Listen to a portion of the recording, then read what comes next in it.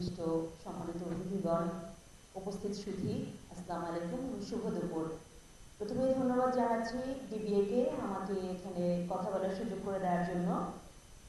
Overall আসলে capital market নিয়ে আমি ইকোনমিক জার্নালিস্ট হিসেবে কিংবা আমরা যারা ফিনান্সিয়াল জার্নালিজম করি তারা আসলে কি দেখি, সবার আগে যেটা দেখি আমরা ইমেজ একটা ক্রাইসিস, কনফিডেন্সের অভাব।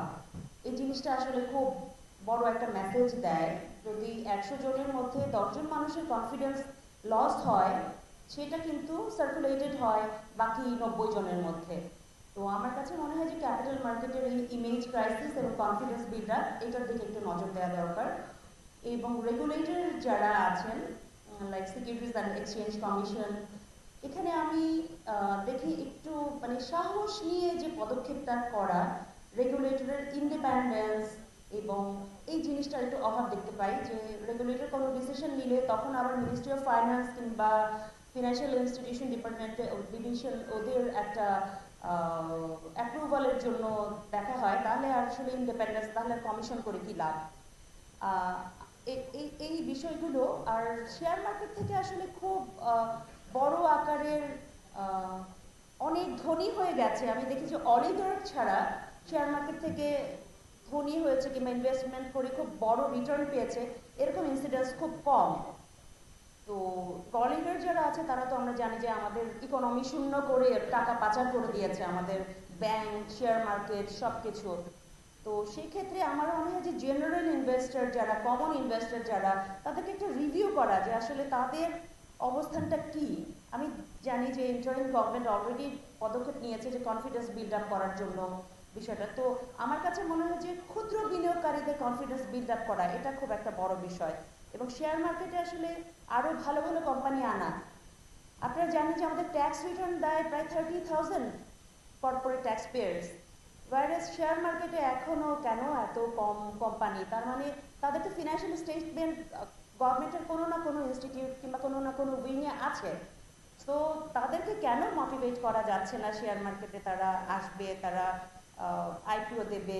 তাহলে কি করে ভাইব্রেন্ট হয়? আমার সুযোগ হয়েছিল নিউ ইয়র্ক স্টক এক্সচেঞ্জে দেখার। ওখানে গিয়ে আমি আসলে খুবই ইন্সপায়ার্ড হয়েছি, অ্যামেজিং লেগেছে যে কি পরিমাণ আনন্দ, উদ্দীপনা এবং এনথুয়াসিজম নিয়ে মানুষ ক্যাপিটাল মার্কেটে আসে, কোম্পানিগুলো আসে। তো ওই জিনিসগুলো আসলে আমরা এখানে কেন চালু করতে পারছি না, সমস্যাটা কোথায়? আমি মনে করি নেক্সট যে পলিটিক্যাল গভর্নমেন্ট আসবে এই জিনিসগুলো আসলে আপনারা দেখবেন এবং এক্সিস্টিং যে ভালো ভালো পদক্ষেপগুলো, এই পদক্ষেপগুলো ক্যারি ওভার হবে, এটাকে কন্টিনিউ করে নেক্সট যেটা আরও ভালো পদক্ষেপ সেটাতে যাওয়ার একটা রিকোয়েস্ট জানাচ্ছি।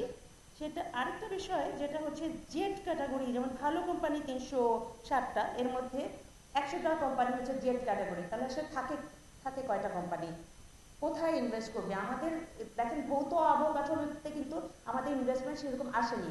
আমরা লিখে থাকি যে আমাদের ইনভেস্টমেন্ট জিডিপি হচ্ছে 22 to 23% স্ট্যাগন্যান্ট, কিন্তু এটা কি আসলে তাই? যদি এটা হতো তাহলে তো এমপ্লয়মেন্ট সিচুয়েশনটা এখন এরকম হতো না। ওভারঅল ইনভেস্টমেন্ট সিনারিও আপনার ক্যাপিটাল মার্কেটে যদি কনফিডেন্স বিল্ড আপ করতে পারেন, তাহলে ফরেন ইনভেস্টর কিংবা পোর্টফোলিও ইনভেস্টমেন্ট এটা কিন্তু ক্যাপিটাল মার্কেটে আসতে পারে।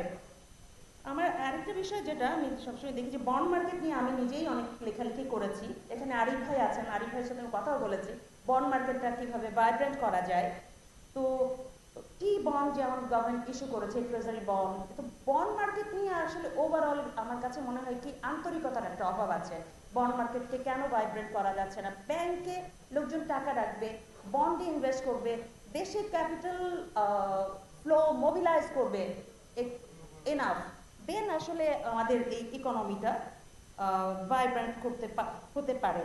আরেকটা বিষয় যেটা আমি দেখি, আমি একজন ফিমেল হিসেবে আমি দেখি যে জেন্ডার পার্সপেক্টিভে আমাদের শেয়ার মার্কেট, ক্যাপিটাল মার্কেটে ভীষণ জেন্ডার ইনইকুয়ালিটি আছে।